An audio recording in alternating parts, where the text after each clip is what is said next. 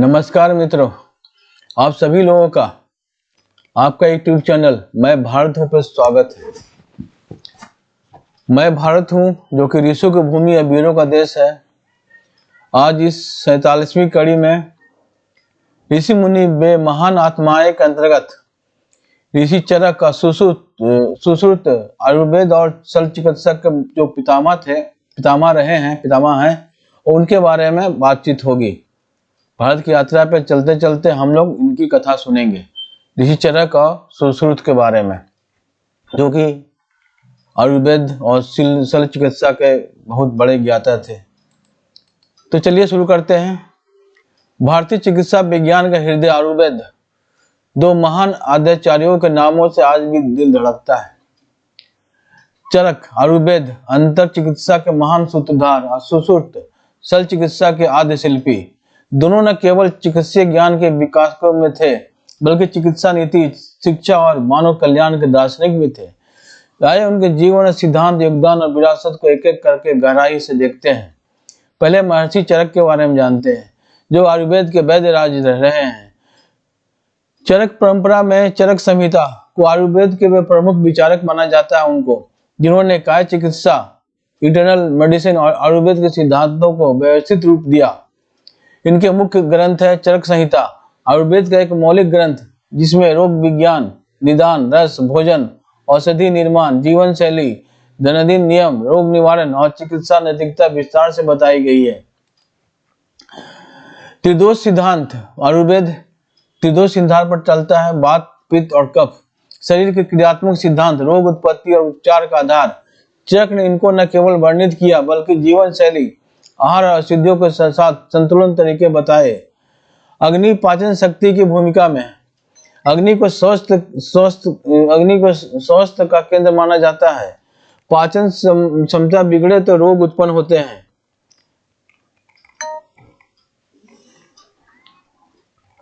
और धातु मल का विवेचन, शरीर के 7 धातु, रस, रक्त, मांस आदि तथा विषाक्त पदार्थों का मल की भूमिका रोग प्रक्रिया में। निदान प्रणाली क्या है? रोग लक्षणों का व्यवस्थित अवलोकन, रोग जन्य कारणों, निदान, रोग प्रगति और उपचार योजना। चरक ने क्लिनिकल निरीक्षण, रोग का इतिहास और रोगी आचार पर भी भारी जोर दिया है। चिकित्सा नैतिकता पर आधारित है। विद्याकार सनातना, वैद्य का चरित्र, सहानुभूति, रोगी का सम्मान, सतत अध्ययन, अनुभव संग्रह, यही उनका कार्य है। चिकित्सक का चरित्र बहुत निर्मल होना चाहिए, रोगियों के साथ सहानुभूति का व्यवहार होना चाहिए, रोगी का सम्मान करना चाहिए और हमेशा इस व्यवस्था का, आयुर्वेद का जो भी है उसका अध्ययन करते रहना चाहिए। जो भी नए उसमें रिसर्च होते हैं उनका अध्ययन करते रहना चाहिए और अपने को अनुभव से संग्रहित करना चाहिए। रोग निवारण, पर्यावरण प्रतिरोधक तत्व, प्रतिरक्षा, जीवन शैली, व्यवहारिक फायदों का वर्णन और रसायन पुनर्जीवन उपाय, ये सब चिकित्सकों को करते रहना चाहिए। और क्या शिक्षा पद्धति है? चरक ने शुरू से परंपरा, क्लिनिकल केस से निरंतर सीखने का मार्ग और सिद्धांत प्रयोग का समन्वय सिखाया।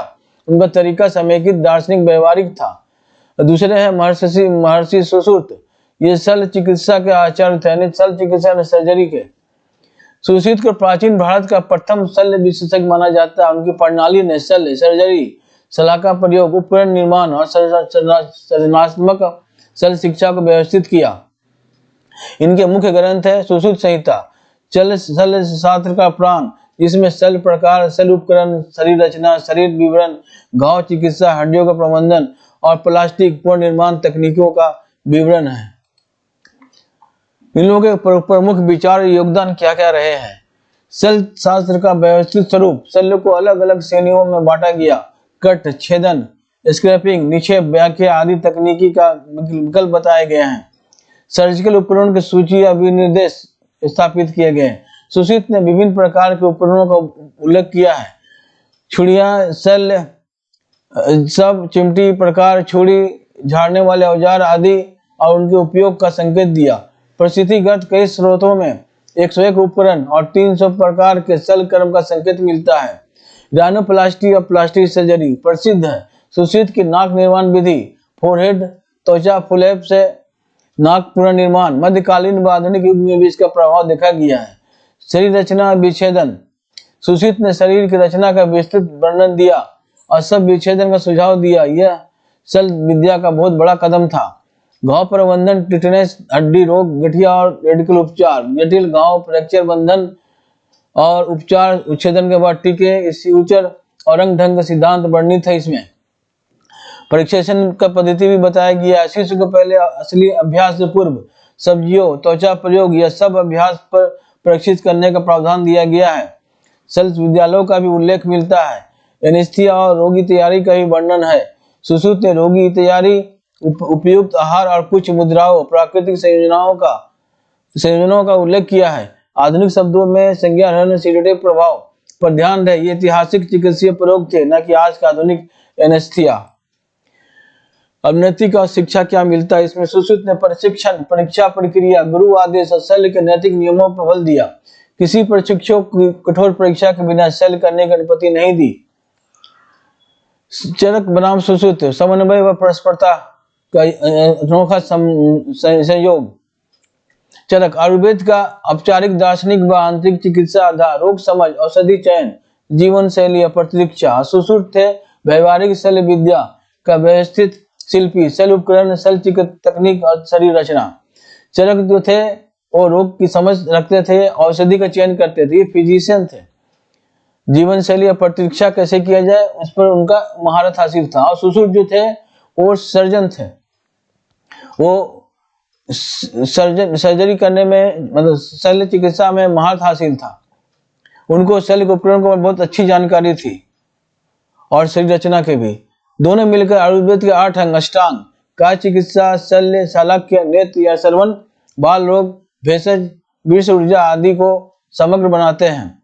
वे एक दूसरे के पूरक रहे। चरक का औषध ज्ञान शल्य उपरांत रोग प्रबंधन में उपयोगी रहा, वहीं सुश्रुत का शल्य ज्ञान रोग उपचार के अंतर्गत नितांत आवश्यक रहा।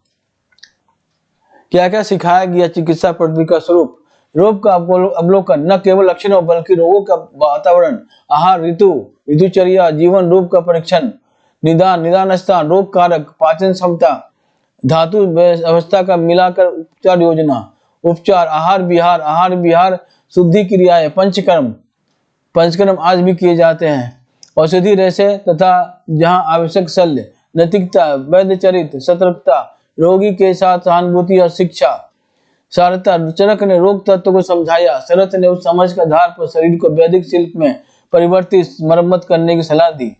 आज के संदर्भ में, आधुनिक संदर्भ में और विरासत में क्या मिला उस पर चर्चा करते हैं। पुनर्जीवन तथा जीवन शैली चिकित्सा का आज का युग आयुर्वेद विश्व भर में प्रचलित है। चरक शिक्षा, निवारक दवा और जीवन शैली चिकित्सा का आधुनिक समकक्ष है। प्लास्टिक और रिकंस्ट्रक्टिव सर्जरी में भी सुश्रुत की नाक निर्माण विधि ऐतिहासिक महत्व रखती है। 8वीं 19वीं शताब्दी में यूरोप में भी भारतीय राइनोप्लास्टी के तरीके का उल्लेख मिलता है। शल्य उपकरण और प्रशिक्षण धाराओं का सिद्धांत आधुनिक सर्जिकल शिक्षा के मूल सिद्धांतों के समान अभ्यास, अनुशासन, आंतरिक परीक्षा है। फार्माकोनेसी और हर्बल मेडिसिन, चरक औषधाय रचनाएं आज का हर्बल रिसर्च की प्रेरणा का स्रोत हैं।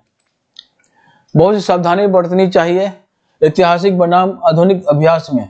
पुरातन ग्रंथों का अध्ययन, ऐतिहासिक, दार्शनिक प्रेरक पर आधुनिक चिकित्सा प्रयोग और शल्य चिकित्सा प्रक्रिया आज के वैज्ञानिक मानक, एसेप्सिस और एस्थीसिया और क्लिनिकल ट्रायल के बिना नहीं अपनानी चाहिए। चरक सुश्रुत शिक्षा हमें दर्शन शास्त्र है। वर्तमान में साक्ष्य आधारित नैदानिक अभ्यास की आवश्यकता है। विरासत का सार क्या है हमारा? चरक और सुश्रुत दोनों ने चिकित्सा को वैज्ञानिकता, करुणा, कला का संगम में रूप प्रस्तुत किया। एक ने शरीर के आंतरिक गुत्थियों को टटोला, दूसरा ने उन्हें काट कर समझा और जोड़ना सिखाया।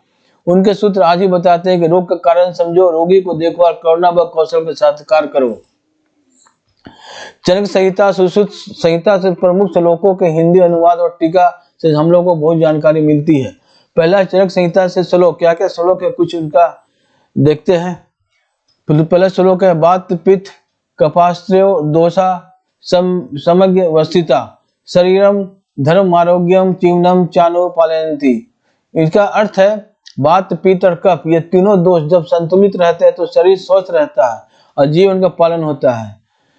इसका टीका है। यह श्लोक आयुर्वेद का मूल सिद्धांत प्रस्तुत करता है। त्रिदोष सिद्धांत आधुनिक चिकित्सा विज्ञान में से होम्योस्टेटिक्स की संकल्पना से जोड़ा जा सकता है।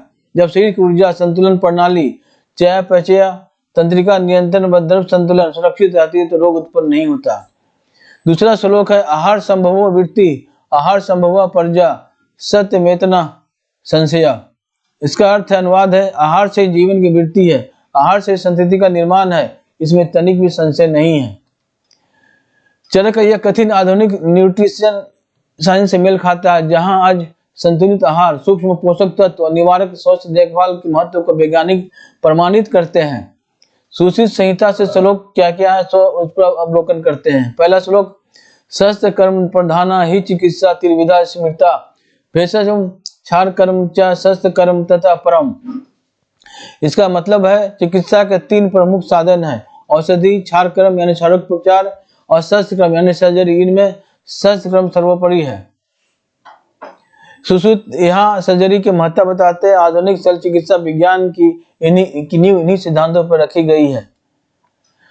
दूसरा श्लोक है नासा स्थापने नासाम तु तत्काले विचकार यह स वे नासिकाकारे शल्यकर्मसु पंडिता। अर्थात जिसने नाक के पूर्ण निर्माण की शल्य क्रिया नासा स्थापना की वही शल्य क्रिया में श्रेष्ठ पंडित कहलाया। यह श्लोक सुश्रुत के राइनोप्लास्टी नाक के पूर्ण निर्माण का अद्भुत ज्ञान का प्रमाण है। आधुनिक प्लास्टिक सर्जरी का आधार यहीं से मिलता है। सुश्रुत के राइनोप्लास्टी का इतिहास विवेचन हम लोग अब करते हैं। सुश्रुत संहिता ईसा पूर्व 600 के आसपास में राइनोप्लास्टी का विस्तार से वर्णन मिलता है। प्राचीन भारत में अपराधियों को दंड स्वरूप नाक काट दी जाती थी। ऐसी स्थिति में नाक में पूर्ण निर्माण हेतु सुश्रुत ने कपोल गाल या कपोल ललाट की त्वचा से ग्राफ्ट लेकर नई नाक बनाने की विधि विकसित की। यही विधि आज भी राइनोप्लास्टी की भारतीय विधि कहलाती है। 8वीं शताब्दी में जब अंग्रेज सर्जन जोसेफ कर्फ्यू 1794 में भारतीय वैद्य से इस विधि को सीखा और यूरोप में प्रकाशित किया, तब आधुनिक शल्य चिकित्सा ने इसे अपनाया। आज की प्लास्टिक में पूर्ण निर्माण सर्जरी सुश्रुत की इस पद्धति को वैज्ञानिक विकास मानता है। इस प्रकार सुश्रुत न केवल सर्जरी के जनक है बल्कि कॉस्मेटिक सर्जरी के प्रथम प्रवर्तक भी माने जाते हैं। चरक के त्रिदोष सिद्धांत का ध्वनिक का अनुप्रयोग क्या क्या किया जाता है। चरक का मानना था कि वात पित्त और कफ का संतुलन ही स्वास्थ्य है और असंतुलन ही रोग है। वात यानी गति, श्वास प्रश्वास, तंत्रिका क्रियाएं, आधुनिक समतुल्य तंत्रिका तंत्र, न्यूरोमस्कुलर नियंत्रण। पित्त यानी पाचन, उष्मा, चयापचय, आधुनिक समकक्ष एंजाइम, हार्मोन और चयापचय। कफ यानी स्थिरता, स्नेह बल, आधुनिक समतुल्य प्रतिरक्षा, शरीर द्रव्य, संरचनात्मक शक्ति। इसके आधुनिक प्रयोग में निवारक सोच देखभाल करना, जीवन शैली में सुधार करना, योग करना, ध्यान करना, आहार संतुलन करना है, संतुलित लेना है, होम्योस्टेसिस बनाए रखना है। व्यक्तिगत चिकित्सा क्या है? आज जीनोमिक दवा व्यक्तिगत डीएनए के आधार पर इलाज करती है। ठीक वैसे ही आयुर्वेद चिकित्सा प्रकृति, वात, पित्त, कफ अनुसार चिकित्सा करते हैं। मनोदैहिक विकार, तनाव, नींद की कमी, गलत आहार, ये वात, पित्त, कफ असंतुलन से रोग उत्पन्न होते हैं। आधुनिक जीवन शैली संबंधी विकार, मधुमेह, हाई बीपी, थायराइड के कारण भी यही माना जाता है। इस प्रकार चरक का त्रिदोष सिद्धांत आज भी एकीकृत चिकित्सा, समग्र स्वास्थ्य देखभाल और जीवन शैली प्रबंधन में आटा ही अनाज 2000 वर्ष पूर्व का है। निष्कर्ष ये है, चरक ने अंदरूनी स्वस्थ त्रिदोष आहार जीवन शैली पर जोर दिया। सुश्रुत ने बाहरी उपचार शल्य कर्म पूर्ण निर्माण को विकसित किया। दोनों ने मिलकर भारत को आयुर्वेद और शल्य चिकित्सा की समग्र चिकित्सा पद्धति थी जिसे आज पूरी दुनिया सम्मान करती है। मित्रों, आपने जाना चरक और सुश्रुत ने दोनों आयुर्वेदिक चिकित्सक से वैद्य थे। उन्होंने पूरी तरह से सृष्टि में अपनी धाक जमा दी, जिसकी लोहा आज के भी डॉक्टर मानते हैं, मेडिकल साइंस मानता है। तो हम लोग कोशिश करेंगे हमारे अंदर कफ, वात, पित्त, कफ ना रहे और न जरूरत पड़े सर्जरी की, ना किसी तरह की। हम लोग अपने को संतुलित जीवन बनाए रखें, ध्यान करें, योग करें। तो मित्रों, आज की यात्रा यहीं तक, ये अनंत यात्रा है, चलती रहेगी। मिलते हैं फिर अगले कड़ी में। तब तक के लिए नमस्कार। हमारे YouTube चैनल मैं भारत हूँ को सब्सक्राइब करें, लाइक करें और ज़्यादा से ज़्यादा शेयर करें और बेल बटन प्रेस करें ताकि हमारा वीडियो अपलोड होते ही उसका नोटिफिकेशन आप तक पहुंच सके। तब नमस्कार मित्रों, मिलते हैं अगले वीडियो में।